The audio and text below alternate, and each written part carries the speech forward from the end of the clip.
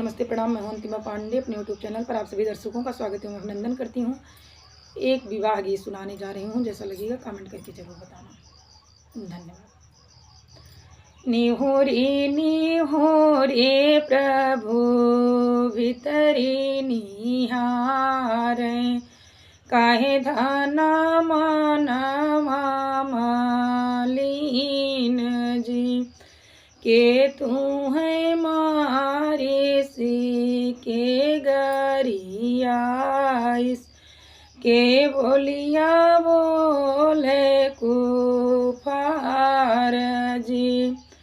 मैया तोहरी मारी बहिन गरियाई, भैया बोलिया बोले कुफार जी।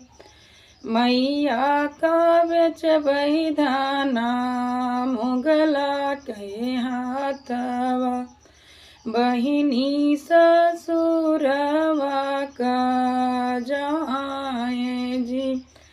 भैया का बेच बही देश पर देशवा, आए धाना राज तोहार जी। मैया तोहाई तोहरी पाकले आमावा, बहिनी बगिया रखवार जी।